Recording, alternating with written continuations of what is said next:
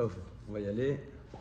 Alors, le thème qu'on va essayer d'aborder ensemble ce soir, je l'ai intitulé « Les mitzvot, les commandements, aliénation et ou liberté ». Alors, pourquoi ce thème par rapport à la paracha qu'on va lire cette semaine? On est, vous le savez, dans le livre de Vaïkra, d'accord? On avait vu qu'on est dans le livre de Vaïkra, qui est donc le troisième livre de la Torah. Et dans le livre de Vaïkra, on a abordé donc tout ce qui a trait à l'univers donc des corbanotes, c'est-à-dire des offrandes que l'on amenait dans le temple de Jérusalem, ou alors les corbanotes qu'on va amener par la suite, qu'on amène dans le Mishkan. Et donc on est ici véritablement dans le monde des mitzvot, c'est-à-dire dans le monde des commandements, qui sont là pour différentes raisons.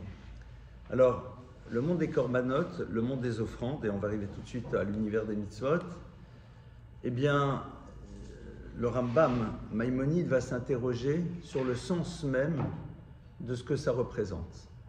Maïmonide va dire, mais au fond, c'est quoi cette histoire que dans la Torah, on nous demande d'amener des offrandes dans le sanctuaire qui était le Mishkan ou dans le temple? Ça sert à quoi? Non seulement ça sert à quoi, mais au-delà de ça, les corbanotes, c'est souvent des animaux. Alors il dit quoi? Ça veut dire qu'on va utiliser des animaux, on va sacrifier des animaux. Il y a quelque chose quand même qui est très très curieux, très, très surprenant, voire même très bouleversant. Et Maïmonide, de manière très intéressante, va avoir deux réponses.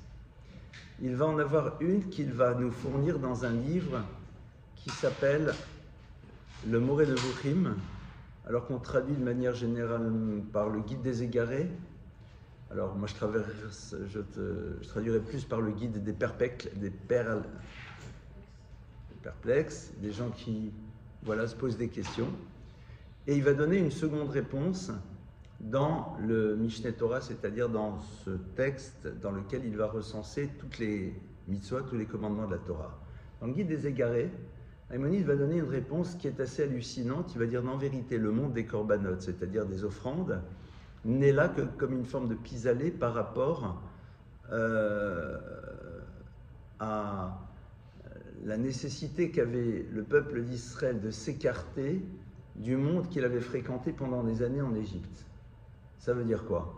Rappelons-nous que le peuple d'Israël était en Égypte quand même pendant 210 ans à minima, voire plus, et il était confronté là-bas à ce que l'on appelle la Avodah Zara, c'est-à-dire les cultes idolâtres. Or, dans les systèmes des cultes idolâtres, il y avait énormément d'offrandes. Et donc, dit le Rambam, il va falloir les déshabituer. Et donc, pour les déshabituer, eh bien, on va leur dire, vous pouvez encore amener des offrandes, mais c'est plus, pardonnez-moi, vers de multiples divinités, c'est plus vers un seul Dieu.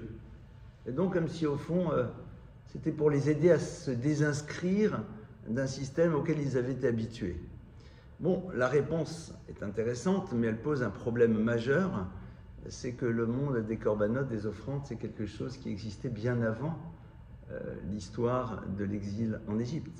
Puisque quand vous regardez la Torah, Abraham, Yitzhak, Yaakov vont amener des offrandes.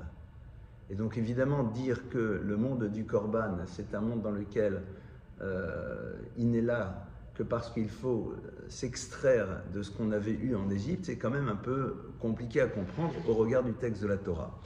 C'est d'autant plus compliqué, pardonnez-moi, que Maïmonide va donner une réponse radicalement autre à l'intérieur donc de son livre majeur qui est le Mishneh Torah. Et on va arriver, je vous rassure tout de suite, à notre sujet, mais on introduit à travers cela.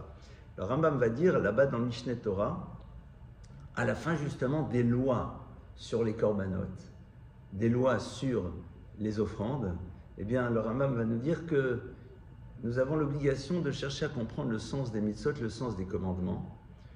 Et une chose que nous n'arrivons pas à appréhender au niveau de ce qu'elle représente, eh bien, qu'elle ne soit pas légère à nos yeux. Il faut chercher à comprendre le sens de ce que l'on fait. Et le Rambam va donner un exemple et va dire, par exemple, eh bien, les corbanotes. Les lois sur les corbanotes, les lois sur les offrandes semblent être des choses qui nous semblent extrêmement étranges. Eh bien, malgré tout, rappelle-toi qu'elles sont fondamentales. Et même si tu n'arrives pas à comprendre le sens profond, il ne faut surtout pas les mettre de côté. Et donc, le Rambam ici semble nous dire quelque chose qui ne correspond absolument pas à ce qu'il a dit par ailleurs. Alors, pourquoi on ne va pas rentrer maintenant dans la réponse sur cette apparente contradiction dans le texte de Maïmonide? Ce qui est sûr, c'est que c'est a priori ce qu'il nous explique dans le Mishneh Torah qui a le plus d'importance. C'est-à-dire ce que Rambam nous dit à l'intérieur donc de son livre sur les lois, c'est ça qu'on va véritablement retenir. Donc ce qui est sûr, c'est qu'on a un texte qui est en train de nous dire la chose suivante, c'est que les korbanot, c'est-à-dire les offrandes qu'on amenait au Beth Amikdash, qu'on amenait au temple, sont des choses qui sont fondamentales, sont des choses dont il faut véritablement chercher à comprendre le sens, et si on n'en comprend pas le sens, qu'elles ne soient pas légères à nos yeux. Ce qui est sûr, c'est que à partir de là, on va découvrir que le monde des mitzvot, le monde des commandements, nous avons l'obligation de chercher à en comprendre le sens. Seulement, évidemment, il y a une double lecture que l'on peut faire.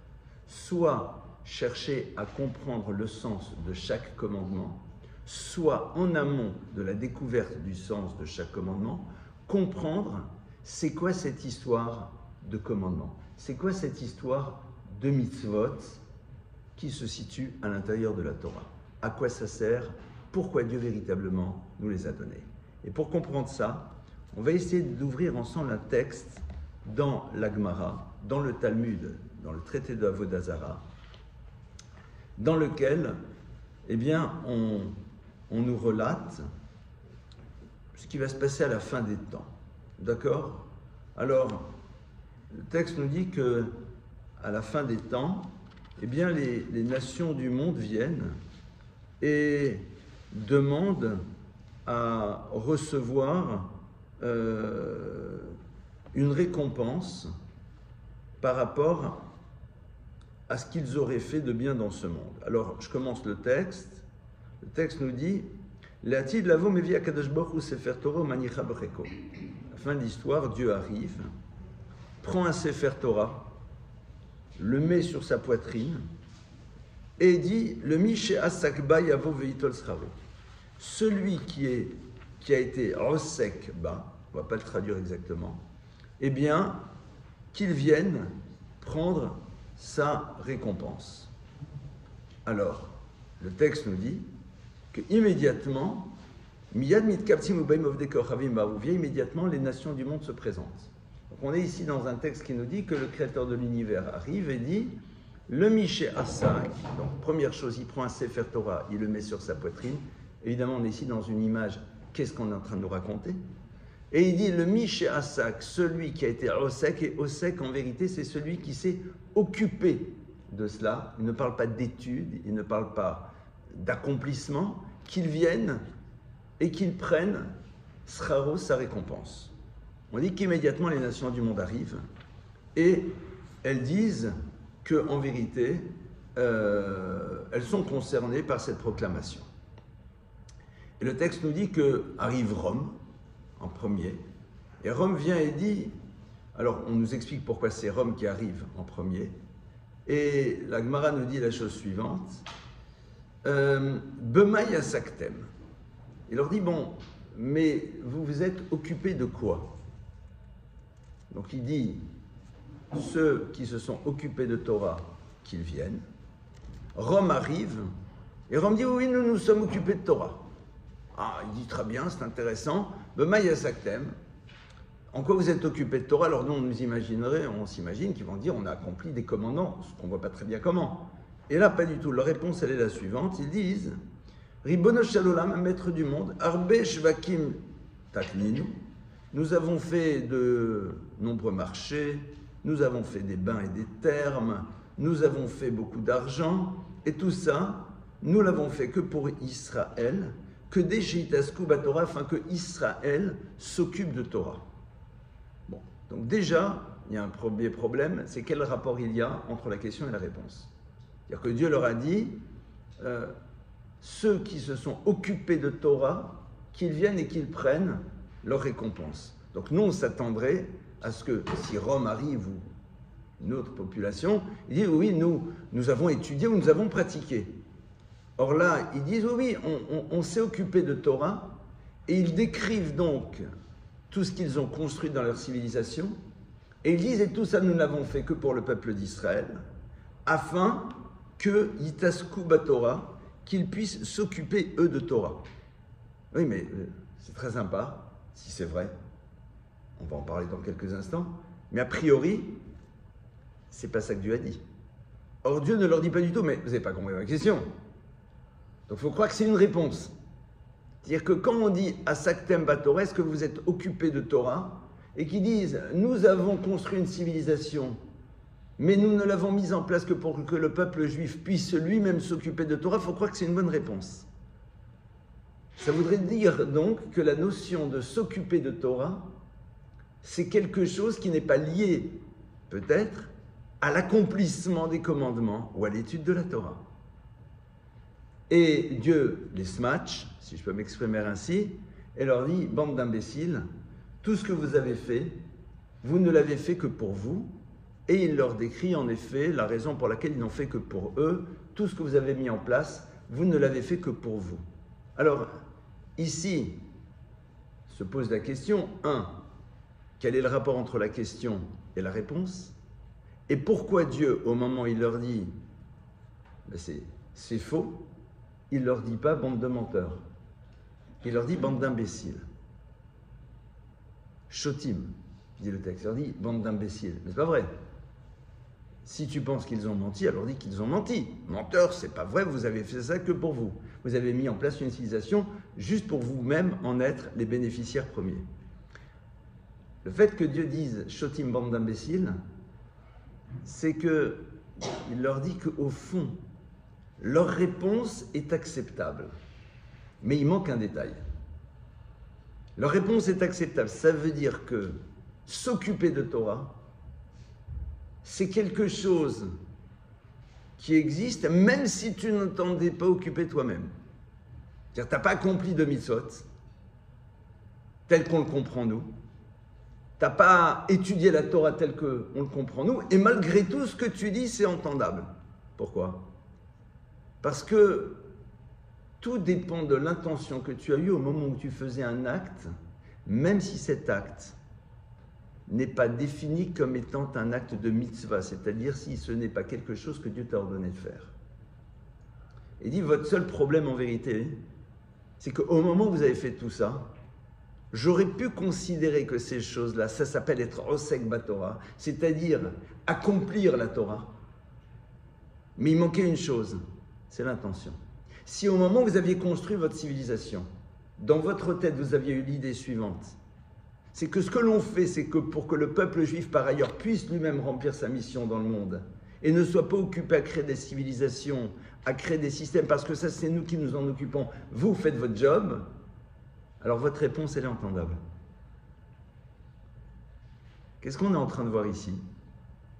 On est en train de voir que l'univers des mitzvot ne va pas être nécessairement lié à l'acceptation de la volonté divine par rapport à des ordres qu'il donne, mais être avant tout lié au fait que je me préoccupe de savoir en quoi ce que je fais s'inscrit dans le projet que Dieu a pour l'univers.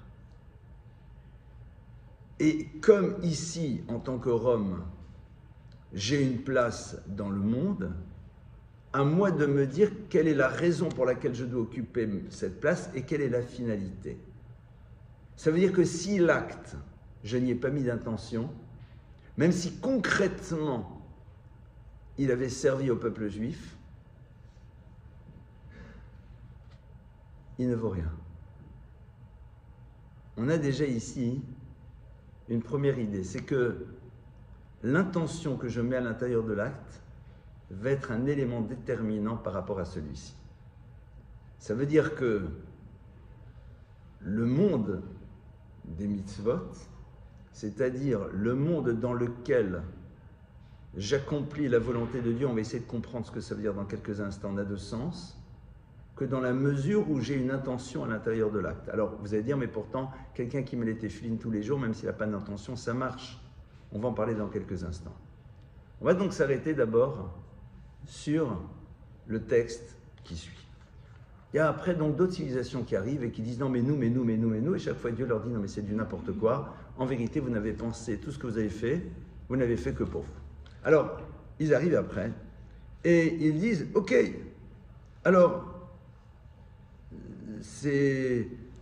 attendez, je regarde dans le texte, parce que... Alors, Dieu leur dit, oui, mais moi en vérité, vous avez fait ça que pour vous, d'accord? Et donc, la Gemara nous dit la chose suivante.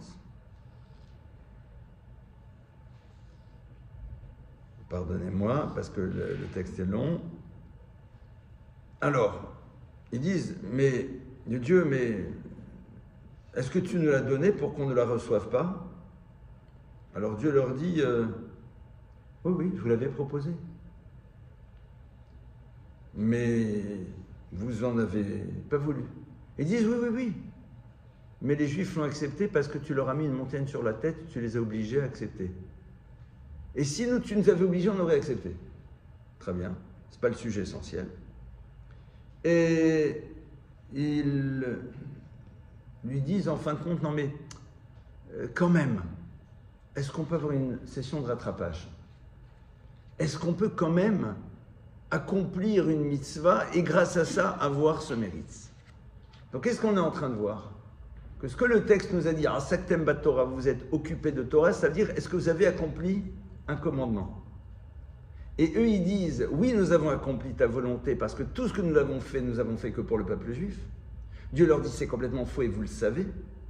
Alors après ils disent, oui mais on n'a pas vraiment, tu nous as pas proposé la Torah. Dieu dit, si je vous l'ai proposé. Ils disent, oui mais tu nous as pas obligé à la recevoir sinon on l'aurait accepté. Ah, il dit, ok d'accord, et donc ils disent, bon alors on t'en supplie, on pourrait quand même avoir une mitzvah. Donc en deux mots ce que tu as dit au début, que ceux qui se sont occupés de Torah qu'ils viennent, c'est au fond ceux qui ont voulu accomplir ma volonté. On a envie d'accomplir ta volonté. On peut le faire? Et Dieu va leur en donner une, et on va y arriver dans quelques instants. Seulement, avant de rentrer là-dedans, on va maintenant rentrer dans c'est quoi cette notion de mitzvah. Le terme mitzvah, en vérité, vient de la racine tzavta. Tzavta, ça veut dire aller de concert. Et en effet, la mitzvah, c'est le lieu du lien avec le Créateur de l'univers. Pourquoi? Vous savez que le nom de Dieu s'écrit de la manière suivante. Le Yud, puis après le He, puis après le Vav, puis après le He. Le Yud, He, puis Vav, puis He. Ça fait donc le nom de Dieu que l'on va prononcer, je veux dire, en deux temps, Ado, virgule, Nai. D'accord? C'est 4 lettres. Ces 4 lettres, en vérité, dans le mot mitzvah, vous en trouvez 2. Puisque les 2 dernières lettres du mot mitzvah correspondent aux 2 dernières lettres du nom de Dieu. Puisque le nom de Dieu, c'est le Yud, puis le He, puis le Vav et le He. Donc Vav et He, ce sont les 2 dernières lettres du nom de Dieu que l'on trouve dans le mot mitzvah. Maintenant, vous savez qu'il y a une manière de lire les mots en hébreu à travers ce que l'on appelle le principe du hatbash. C'est quoi le hatbash? C'est quand vous remplacez la première lettre de l'alphabet par la dernière lettre, quand vous remplacez la seconde lettre de l'alphabet par l'avant-dernière lettre, la troisième lettre de l'alphabet par l'avant-avant-dernière, d'accord? Donc on fait un système de permutation. Quand vous prenez la lettre même et vous cherchez sa correspondance avec ce système-là, la correspondance de la lettre même à travers le principe du hatbash, c'est la lettre Yud. Quand vous prenez la correspondance de la lettre Tsadé, qui est la seconde lettre du mot mitzvah, et vous cherchez la lettre qui est en face, c'est quoi? C'est la lettre He. Ça veut dire que le Mem et le Tsadé, qui sont les 2 premières lettres du mot mitzvah, correspondent dans le principe du hatbash au Yud et au He. Ce qui veut dire quoi? Qu'en vérité, dans le mot mitzvah, vous avez présent le nom de Dieu, à travers le principe du hatbash. Le Yud et le He se retrouvant dans les 2 premières lettres, et le Vav et le He se trouvant dans les 2 dernières lettres. Si vous pouvez juste fermer la porte. Le Yud et le He se trouvant dans les 2 premières lettres, et le Vav et le He s'exprimant de manière très concrète. Alors, pourquoi le mot mitzvah véhicule le nom de Dieu à travers ce concept? On va aller un tout petit peu plus loin, puisqu'on est un tout petit comité, donc je vous fais réfléchir. D'accord? Ça vous dérange pas? Super. La lettre Vav et He. D'accord? Vav, He. La lettre Vav s'écrit comment en toutes lettres? C'est-à-dire, quand vous écrivez par exemple en toutes lettres, la lettre Y, si vous voudriez l'écrire en toutes lettres, vous écrirez I-G-R-E-C. On est d'accord? Oui? C'est bon? Vous me suivez? Bon. Maintenant, la lettre Vav, le mot, la lettre Vav, la prononciation de Vav, c'est V. D'accord? Vav. Maintenant, si j'écris la lettre en toutes lettres, Vav, ça s'écrit V, V. Il se trouve que c'est la même lettre. Le V, d'accord? Vav, d'accord? Maintenant, la lettre He, d'accord? Elle s'écrit comment? Hey Aleph, d'accord? Très bien. Maintenant, on va faire la même chose sur le Yud et le He. Le Yud et le He, le Yud, la lettre Yud, c'est Ye, Oud, d'accord? Oud, c'est quoi? C'est Vav Dalet. Oud, c'est la lettre Vav Dalet. Vous me suivez ou pas? Vous êtes Vav, ça vaut combien? Ça vaut 6, Dalet, ça vaut 4. 6 et 4, ça fait combien? 6 et 4, ça fait combien? 10, vous me rassurez. D'accord. He, la lettre He s'écrit comment? He, Aleph. Donc, la lettre que l'on écrit, d'accord, à l'intérieur, c'est la lettre Aleph qui vaut combien? 1. 10 et 1, ça fait combien? Ça fait 11. Ça veut dire que la partie cachée du Yud et du He a comme valeur numérique de 11. Puisque l'expression c'est Ye, d'accord? Mais quand je l'écris en toutes lettres, c'est Yud, donc Vav Dalet. Vav Dalet, ça fait 10. Quand je dis la lettre He, je dis He, mais si je vais écrire en toutes lettres, je rajoute un Aleph. Donc ça veut dire que la partie intérieure, celle que tu découvres quand tu écris la lettre en toutes lettres, a comme valeur numérique de 11. D'accord? Maintenant, c'est quoi les deux dernières lettres du nom de Dieu? C'est le Vav et le He. Le Vav, quand tu l'exprimes, c'est Ve. Ve, ça fait combien? 6. He, c'est combien? C'est 5. 6 et 5, ça fait combien? 11. Qu'est-ce qu'on voit ici? C'est que la partie intérieure des lettres Yud et He correspondent à la partie exprimée du Vav et du He. Est-ce que vous me suivez ou pas? Non, parce que peut-être je suis en train de vous amener dans des univers. Qu'est-ce qu'on est en train de voir? On est en train de voir quoi? C'est que le nom de Dieu, d'accord? Le Yud et le He, le Vav et le He. Il y a une première partie qui est une partie cachée. Cette partie cachée, c'est la partie qui correspond aux deux premières lettres du mot mitzvah. Mem Tzadeh. La partie intérieure de ces lettres correspond à la partie exprimée. Je recommence, parce que je vois que vous me regardez d'un air un peu bizarre. D'accord? Donc je recommence. On a vu que le concept de la mitzvah, du commandement, d'accord, c'est le lieu du lien avec le Créateur. D'accord? Ça, c'est l'idée. Pourquoi? Parce que le mot mitzvah vient de la racine tsavta qui veut dire aller de concert, aller avec. D'accord? Ça, on est clair sur ça? Super. J'aurais dû avoir un tableau, ça aurait été super facile à comprendre. Maintenant, dans le mot mitzvah, vous avez le nom de Dieu. Comment ça? Parce que dans le mot mitzvah, vous avez 4 lettres, à l'image du nom de Dieu, le Yud et le He et le Vav et le He. D'accord? Les deux dernières lettres du mot mitzvah, Vav He, correspondent aux deux dernières lettres du nom de Dieu, Yud He, Vav He. D'accord? Donc ça, c'est clair? Elles sont visibles. Maintenant, les deux premières lettres du mot mitzvah correspondent aux deux premières lettres du nom de Dieu, mais de manière cachée. Pourquoi? Parce qu'on a vu qu'à travers le principe de permutation des lettres, quand on remplace la première lettre de l'alphabet par la dernière, la seconde par l'avant-dernière, la troisième par l'avant-avant-dernière, la lettre même, quand vous cherchez sa correspondance à travers ce principe, c'est la lettre Yud. La lettre Tzadeh, sa correspondance correspond au He. Ça veut dire que le même Tzadeh, tel qu'on le voit, correspond en vérité au Yud et au He, mais de manière cachée. D'accord?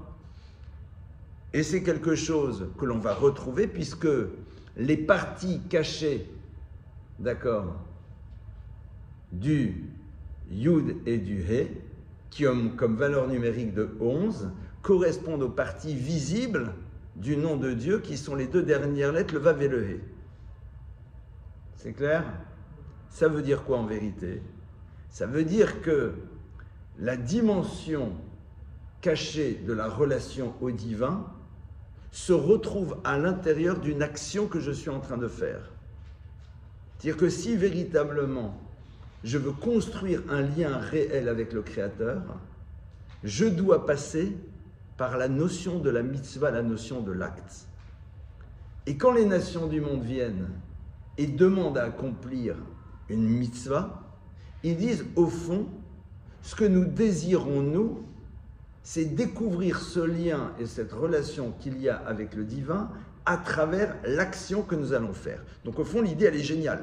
C'est-à-dire que les nations du monde sont en train de dire, on a bien compris que derrière l'action, c'est pas juste tu fais ton truc, mais tu construis un lien avec le Créateur. Maintenant, on va essayer de comprendre comment ça se passe.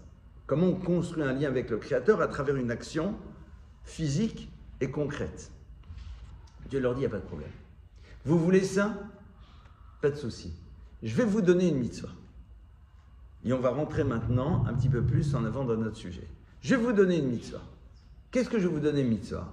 Il dit, j'ai une mitzvah facile et son nom c'est Souka. L'obligation de rentrer dans la Souka et de manger dans la Souka pendant la fête de Sukkot. Allez-y, faites-la. Ça veut dire que je vais vous donner la possibilité d'accomplir la mitzvah et à partir de cela, vous pourrez donc vous dire que vous avez créé un lien avec le Créateur et donc avoir cette fameuse récompense que vous désirez. Et on dit qu'immédiatement ils font la Souka. Ils la font sur le toit de leur maison. Il fait à ce moment-là une chaleur épouvantable et ils en peuvent tellement plus qu'ils la quittent et Dieu leur dit ben vous voyez bien que vous n'êtes pas capable de le faire. C'est quoi cette histoire? Le texte nous dit dans le Talmud en plus que c'est Dieu qui décide à ce moment-là qu'il va faire très chaud. Donc c'est pas sympa. Regarde, ils ont bien voulu le faire. On va essayer, si vous le voulez, de rentrer un petit peu plus dans l'analyse du texte. Dieu leur dit, j'ai une mitzvah qui s'appelle la Souka. Et cette mitzvah, c'est une mitzvah kala. C'est une mitzvah légère. Et il dit, c'est une mitzvah chez Enba Chesron Kis. C'est une mitzvah qui est légère. Pourquoi? Parce qu'elle ne coûte pas d'argent. Parce qu'il n'y a pas là-bas Chesron, le manque, Kis, de la poche. Terme très curieux. Pourquoi il ne leur dit pas ça ne coûte pas d'argent? En vérité, c'est quoi la notion d'une poche? C'est quelque chose qui est là pour recevoir. Dieu leur dit, cette mitzvah-là, il n'y a pas à l'intérieur d'elle quelque chose qui vous empêche de recevoir. Et il pose ici, au fond, la problématique majeure auquel les nations du monde vont être confrontées par rapport au mitzvot qui va nous éclairer maintenant sur ce que représente réellement la mitzvah par rapport à nous. Il leur dit, le problème que vous allez avoir, c'est que cette mitzvah ne va pas générer chez vous un manque. Traduction, elle est là pour vous apprendre que ce n'est pas en se séparant du monde qu'on crée la relation à Dieu. Et ça va être votre difficulté. Le Talmud nous dit qu'une personne qui n'est pas juive pouvait amener des offrandes au temple de Jérusalem, mais qu'une catégorie, celle qui était complètement consumée sur l'autel. Mais toutes les offrandes dans lesquelles il y avait une consommation pour celui qui l'amenait, ça ne marche pas. Pourquoi? Parce qu'au niveau des nations du monde, l'idée que la mitzvah, l'acte que tu fais, puisse à un moment t'apporter aussi quelque chose à toi dans ta réalité du quotidien, est quelque chose qui est incompréhensible. L'action de la mitzvah, c'est-à-dire d'accomplir la volonté de Dieu, n'a de sens que dans la mesure où je n'en tire pas un profit par rapport à moi. Mais si à un moment, il y a un profit, alors je ne peux pas m'imaginer que dans le lieu du profit, il puisse malgré tout y avoir un lien qui se construit avec le Créateur. Il n'est pas inintéressant de constater, par exemple, que dans les civilisations qui nous entourent, ceux qui sont dans ce qu'on appellerait le monde du religieux, généralement, pas généralement, sont officiellement en distance par rapport au plaisir de ce monde. Il ne peut pas y avoir de lien avec le Créateur si en effet je vis l'expérience du plaisir à l'intérieur de ce monde. Le lien ne peut pas exister à travers quelque chose duquel je vais tirer un bénéfice ultra concret. Et Dieu leur dit, je vais vous donner une mitzvah, mais toute votre difficulté, tout l'enjeu, ça sera quoi? De savoir découvrir comment, à travers cet acte-là, dans lequel vous allez tirer un bénéfice, puisque la mitzvah de Souka, c'est de manger, de boire à l'intérieur de ce lieu, comment vous pouvez créer le lien avec le Créateur. Au fond, la question qu'on s'est posée, c'était de savoir, est-ce que la mitzvah, c'est une aliénation ou c'est un lieu de liberté? Elle nous aliène dès le moment où elle nous oblige à ne voir la relation à Dieu qu'à travers la suppression de l'expérience du plaisir dans le monde. À ce moment-là, elle nous enferme complètement. Et c'est au fond ça peut-être le premier renseignement que nous donne ce texte. La Torah a besoin de nous dire que le danger numéro 1, c'est de penser la mitzvah comme étant quelque chose qui ne peut exister que si je ne tire pas profit ou plaisir du monde dans lequel je suis au moment où je l'accomplis. Un lieu de restriction, un lieu d'enfermement, un lieu dans lequel j'ai l'impression que je me rapproche du divin que dans la mesure où je prends de la distance par rapport au monde dans lequel je me trouve. Et la Torah, elle te dit non, ça c'est pas possible. Dieu leur dit voilà, cette mitzvah-là, en bachesron kis, c'est celle-là en vérité, c'est celle-là en vérité que je désire vous faire découvrir. C'est celle-là en vérité qu'il va falloir maintenant mettre en place dans le système. Si vous n'y arrivez pas, ça ne sert à rien. Et le texte nous dit que immédiatement, qu'est-ce qui se passe? Immédiatement, on a ce soleil qui commence à rendre impossible l'accomplissement de la mitzvah. Alors, a priori, on est ici donc dans quelque chose qui pourrait les satisfaire, puisqu'il y a une souffrance. Ça y est, on souffre, donc on va pouvoir maintenant, à travers la souffrance, la difficulté, la prise de distance par rapport au monde, on va pouvoir, à un moment, se retrouver enfin dans le lien avec le Créateur de l'univers. Donc a priori, c'est bon. Et à ce moment-là, le texte nous dit qu'ils sortent de cette soukha et ils mettent un grand coup de pied dedans. Alors ça ne va pas. Au contraire, maintenant, ça devrait vous satisfaire. Pourquoi ils sortent et mettent un grand coup de pied? C'est parce qu'au fond, ils savent qu'au moment où il fait chaud, tu n'as plus l'obligation de l'accomplir. C'est-à-dire qu'au moment où la mitzvah est symbole de souffrance, tu n'as plus à la faire. Et ça, on n'en veut pas. Pourquoi? Parce que si la mitzvah, c'était le symbole d'une souffrance, d'une difficulté, d'un enfermement, à ce moment-là, elle m'intéresse. Pourquoi est-ce qu'elle m'intéresse? Parce que je peux l'inscrire dans un cadre déterminé. Et après, vivre ma vie comme je le désire. Dès le moment où on me dit que la mitzvah, elle peut se situer là aussi où il y a du plaisir, donc je vais m'interroger dans chaque expérience de vie, qu'est-ce que Dieu me demande de vivre et comment il me demande de le vivre? Et ça, c'est pas possible. Ça, c'est donc le point de départ. À partir de là, on va maintenant rentrer donc dans la compréhension de ce que représentent réellement les mitzvot par rapport à nous. Donc, qu'est-ce qu'on vient de voir? Je suis désolé, j'ai été peut-être un petit peu rapide sur cette première partie, parce que sinon on n'aurait pas pu aborder la seconde. On vient de voir donc dans ce texte que le principe de la mitzvah pour la Torah, c'est quelque chose qui va construire le lien avec le Créateur, et ce, dans toutes les expériences possibles que je pourrais faire de l'existence. C'est-à-dire, quel que soit le lieu, je vais m'interroger sur la manière dont je dois vivre la réalité dans laquelle je me trouve à l'instant T. Alors vous allez me dire, mais comment ça? De quelle manière?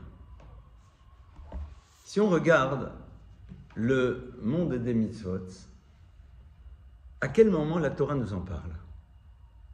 La Torah nous en parle lorsque Adam et Ève sont dans le jardin d'Éden. De quelle manière?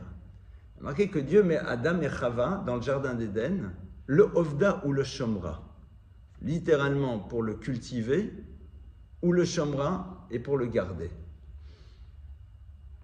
Pour cultiver quoi et pour garder de quoi? Surtout que le texte nous dit que le jardin d'Éden, c'est le lieu dans lequel tu n'as rien besoin d'investir pour avoir ce dont tu as besoin. C'est-à-dire, c'est le lieu dans lequel tout est à ta disposition. On est dans une forme, dans un univers dans lequel la nature te fournit tout ce dont tu as besoin sans avoir besoin de fournir un quelconque effort. Le texte nous dit, non, le Ovda ou le Shomra, c'est quoi? C'est pour accomplir les commandements positifs de la Torah et pour ne pas transgresser les interdits. Mais de quel commandement tu parles? De quel commandement positif tu parles et de quel interdit tu me parles? Puisque en vérité, l'immense majorité des commandements ne peuvent pas concerner Adam et Ève. Si on s'arrête aux commandements tels qu'on les comprend, il y a les commandements pour les prêtres, il y a les commandements qui sont liés à plein de choses, au monde des relations humaines, au monde du business, etc., etc. Donc évidemment, on a ici un texte qui est très très curieux. Soit tu me dis pour travailler dans le jardin d'Éden, mais en même temps tu m'as défini le jardin d'Éden dans lequel tu n'as rien à faire, soit tu me donnes cette lecture qui est pour accomplir les commandements, mais quel commandement tu as à accomplir dans le jardin d'Éden? Alors ça veut dire quoi? Ça veut dire qu'au fond, la notion des mitzvot, c'est la capacité que l'homme a de s'interroger de manière constante sur la manière dont il peut être en lien avec le Créateur de l'univers à chaque moment de sa vie. Et c'est ça, au fond, que l'on attend de Adam et de Chava. Dans un monde dans lequel vous allez profiter, comment vous allez faire pour pouvoir être dans ce lien avec le Créateur? C'est-à-dire dans un monde dans lequel tu vas pouvoir vivre une expérience de plaisir constant, est-ce que tu vas pouvoir malgré tout être en lien avec celui qui est à l'origine de tout? Et c'est là où en effet se retrouve l'expérience de la liberté. C'est quoi? Parce que rien ne t'oblige à être dans ce lien. Rien. Strictement rien. Dès le moment où les mitzvot vont nous être données telles qu'elles vont nous être proposées au Sinaï, on va se retrouver face à un danger. C'est quoi? C'est de limiter la relation que nous allons avoir avec Dieu aux actes que nous allons faire. Et donc à partir de cela, d'oublier l'essentiel. Il y a quelque chose ici d'assez paradoxal. C'est qu'au moment où on nous donne les commandements, on se retrouve face à ce danger de limiter le lien avec le Créateur à travers les commandements qu'il nous donne. C'est pour ça que ce texte nous dit dans le Talmud que quand Dieu dit « Voilà, je vais vous donner véritablement la mitzvah par excellence », c'est quoi la mitzvah par excellence? C'est la soukha. Et la soukha, c'est quoi? C'est juste, tu dois être installé dans un lieu avec un truc en branchage au-dessus de toi. D'accord? Mais sinon, ce que je te demande, c'est de manger, de boire, de vivre. Manger, boire et vivre. Donc, d'être dans la réalité d'un quotidien de tout le monde et malgré tout, d'être dans la conscience de la présence du Créateur à l'intérieur de ta vie. Ça veut dire quoi?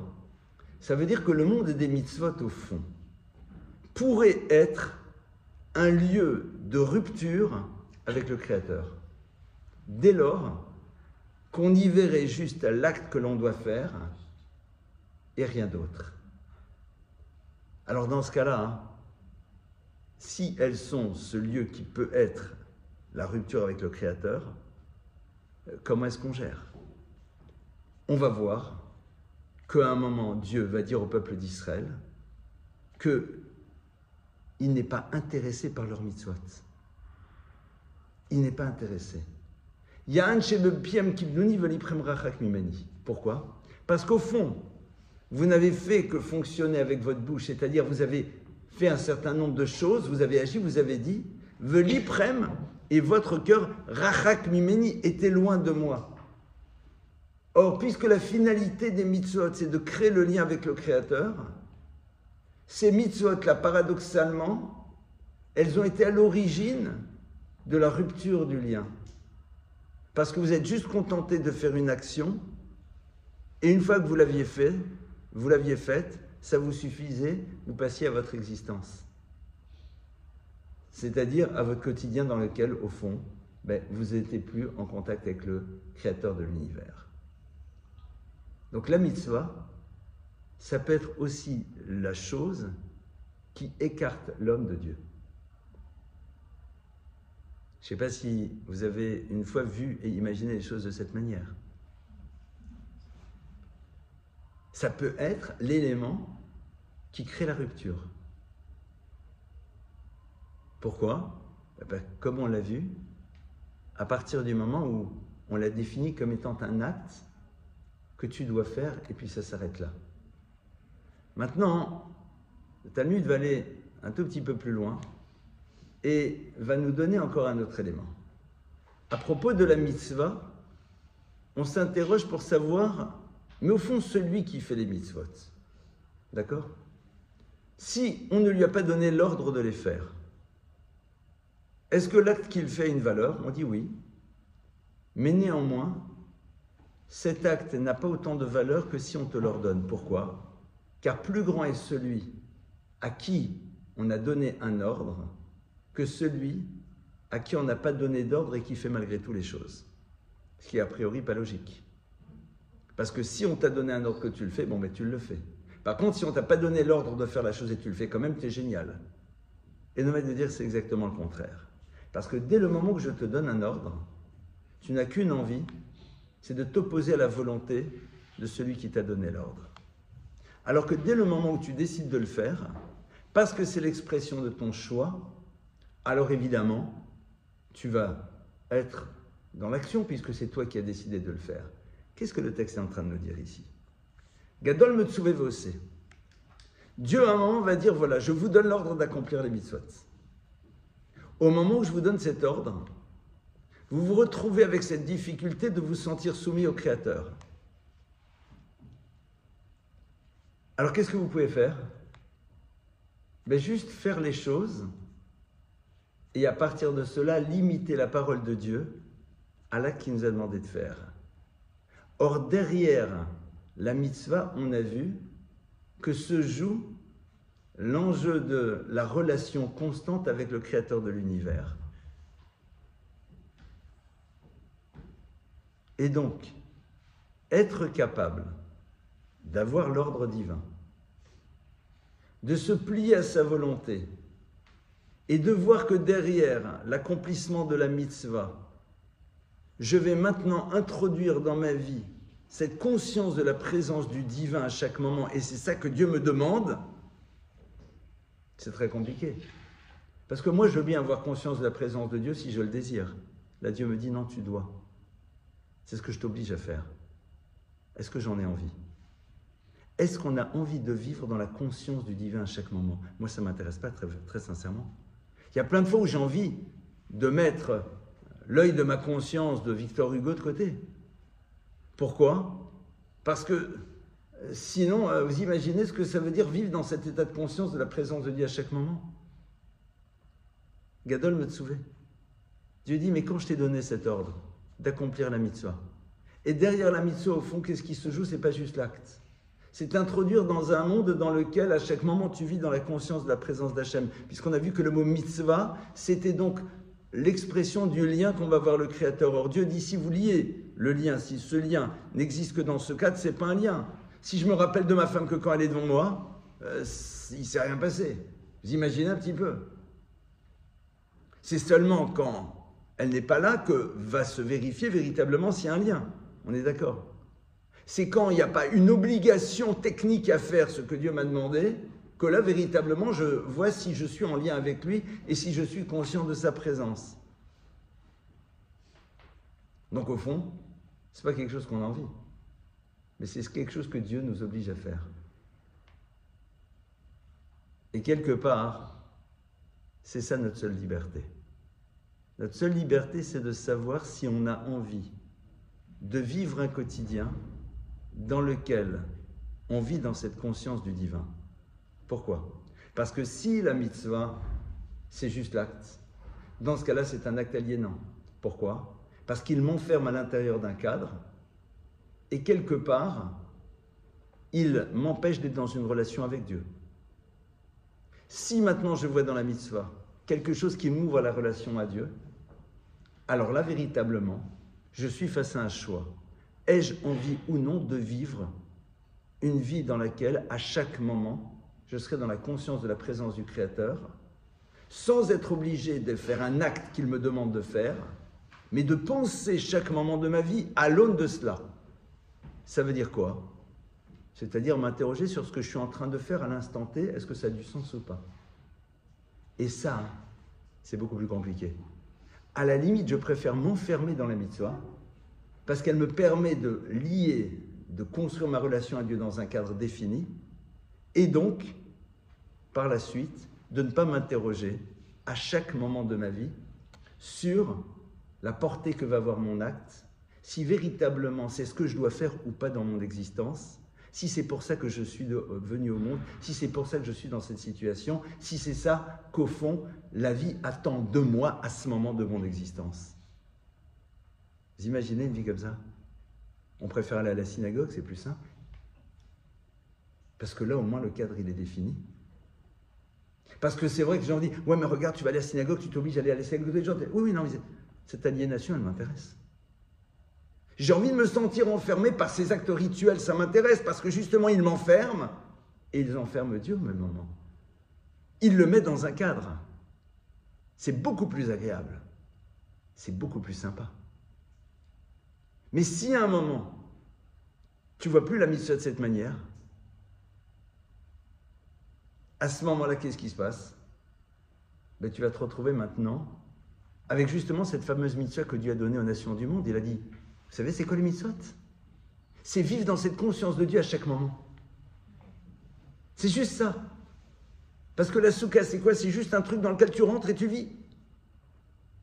Et c'est ça que je vous demande. Et ça, il dit, ça, on ne peut pas. Ça, on ne veut pas. Ça, on ne veut pas. Ah, je mets le soleil. Quand le juif sort de la soukha et qui n'en peut plus parce qu'il fait trop chaud, au fond, il ne donne pas de coup de pied. Ça veut dire quoi qu'il ne donne pas de coup de pied? C'est-à-dire qu'il dit, mais au fond, ça m'embête de vivre des situations d'existence dans lesquelles je risque de ne plus être dans ce contact avec Dieu. Ça me bouleverse, parce que c'est ça que je veux. C'est une souffrance de réaliser qu'il y aura peut-être des moments dans mon existence dans lesquels les réalités du monde seront tellement difficiles que j'oublierai la présence de Dieu. Parce qu'au fond, ce soleil terrible, qui s'inscrit dans cette mitzvah de soukha, qui est une mitzvah dans laquelle tu te contentes juste de vivre, ce sont les éléments qui sont extérieurs à toi-même que tu ne maîtrises pas et qui risquent à un moment de t'empêcher de vivre dans cette conscience de Dieu. Et au fond de lui-même, le peuple d'Israël dit, il n'y a qu'une chose que je redoute, c'est que la vie, ces complexités ou ces moments de plaisir m'empêchent d'être dans ce lien. Parce que ce que je veux, c'est être dans ce lien. Parce que c'est ça, mon choix. C'est ça mon lieu de liberté. Parce que si vivre dans la conscience de la présence de l'autre de manière constante t'enferme, ça veut dire que l'autre ne représente rien pour toi. Si tu te sens enfermé par la conscience que tu as de la présence de ton conjoint, ça veut dire qu'au fond, il ne représente rien pour toi. Parce que quelque part, ça t'embête de savoir qu'il est là même s'il n'est pas présent physiquement. Donc quelle est sa valeur? Qu'est-ce qu'il veut dire pour toi? C'est exactement ce que le peuple juif veut. C'est exactement comme ça qu'on va voir la mitzvah, comme on l'a vu. La mitzvah, c'est au fond un monde dans lequel le Ovda ou le Shomra. Je suis dans le Gan Eden, je suis dans le jardin d'Éden, et là-bas, je peux vivre une réalité quotidienne dans cette conscience de la présence de Dieu qui m'amène à penser chacun de mes actes fonction de ce que Dieu attend de moi dans ce monde. Qui est quoi? Qui est de le développer, qui est de le créer, qui est de l'amener à son aboutissement. Mais comment j'amène à son aboutissement? Au moment où j'agis, mais que cette action-là, elle est présente avec celui qui est à l'origine de tout, c'est-à-dire avec le créateur de l'univers. Ça va être l'enjeu de l'Emitzvot. Donc, comme on l'a vu, alors, peut-être un cours peut-être un peu différent. Mais, qu'est-ce qu'on a... Enfin, moi, c'est une idée que je trouve fondamentale, que paradoxalement, la mitzvah peut être un choix d'aliénation pour mieux me séparer de Dieu. Je décide de m'aliéner à ses actes pour me permettre de restreindre le divin aux actes qu'il m'a demandé de faire. Et donc à partir de cela, pouvoir être dans un quotidien dans lequel la notion de la loi ne serait pas présente parce que je suis juste là en train de manger, de boire, de me promener, et dans lequel je n'ai pas en tête la dimension du divin. Qu'est-ce qui m'intéresse de ne pas avoir en tête la dimension du divin? C'est de ne pas m'interroger sur la portée de ce que je suis en train de faire maintenant, de ce que ça représente, et donc sur la totalité de mes choix de mouvement. Parce que si je suis dans ce lien, ça veut dire que maintenant Dieu est là et m'observe.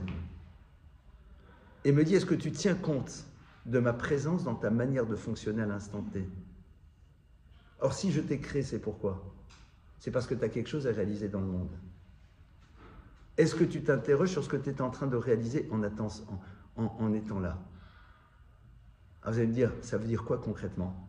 Il y a un verset qui nous dit, l'irgaïm efranena, que Dieu, entre guillemets, j'aime pas le terme parce qu'il peut être entendu de manière très péjorative, nous demandera des comptes sur chaque seconde de notre vie. Ça veut dire quoi? C'est-à-dire qu'il nous dira, mais chaque moment de ta vie, tu l'as pensé en fonction de quoi? Tu l'as pensé en fonction de quoi? C'est-à-dire que quand tu es parti te promener, c'était juste parce que tout le monde se promène? Ou parce qu'à travers ta promenade, tu fais du bien à ton corps, qui lui-même se sent mieux, qui te permet par la suite de mieux agir vis-à-vis des autres, par exemple? En deux mots, c'est être capable, même si le terme est un peu trop économique, de rentabiliser chaque moment de son existence. Et de s'interroger, mais pourquoi je vais ici? Pourquoi je vais là? Quel est le but? Quel est l'objectif? Ça sert à quoi? En quoi ça s'inscrit à l'intérieur d'un projet d'existence? C'est quelque chose qui n'est pas simple, parce qu'on ne va pas y réussir tout de suite, mais évidemment c'est quelque chose qu'à un moment, on doit être capable de mettre en place. Les maîtres du clan d'Israël, ceux qui sont ses références absolues, et on va venir au tout premier, c'est qui? C'est Abraham et Sarah. On dit qu'il était Baba Yamim. Abraham, il était celui qui a marché dans ses jours. Ça veut dire qu'il n'y a pas eu une fraction de ses jours qui ne s'est pas inscrite à l'intérieur du projet que Dieu attendait de lui. Abraham, il n'était pas en train de faire de mitzvot tout le temps. Parce que, attendez, si on réfléchit, le matin tu te lèves, même on va la jouer à la religieuse, d'accord? Tu te lèves, tu t'habilles, tu fais ta prière. Après, tu fais quoi? Qu'est-ce que tu as à faire comme mitzvot? Techniquement parlant, tu vas bosser, quoi. Alors à chaque moment, en vérité, tu dis, mais pourquoi je travaille? C'est quoi le but? Ça sert à quoi? Ça sert tout simplement à nourrir ma famille. Et pourquoi Dieu m'a demandé de nourrir une famille? Et tu t'interroges. Et le fait de s'interroger sur le sens de l'acte que tu fais, c'est la meilleure manière de mettre de côté ceux qui ne s'inscrivent pas à l'intérieur d'un projet. C'est-à-dire de ne pas gâcher le potentiel que Dieu a mis à l'intérieur de toi. ça nous semble être extrêmement loin, et en même temps c'est très très proche. Dès lors que l'idée de cette question effleure notre existence. Voilà les idées que je voulais partager avec vous sur ce sujet. Allez-y, à vous, les questions, les demandes d'éclaircissement. Allez, c'est à vous. Comme d'hab.